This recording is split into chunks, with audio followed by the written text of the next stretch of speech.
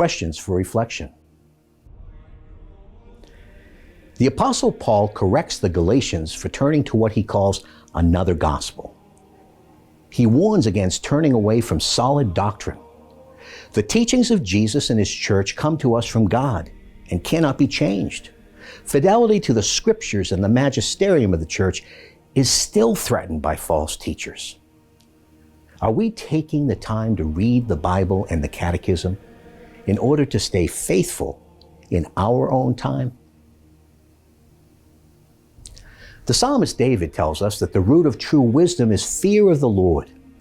Fear in the biblical sense is not a servile fear, but a fear which is rooted in obedience and love.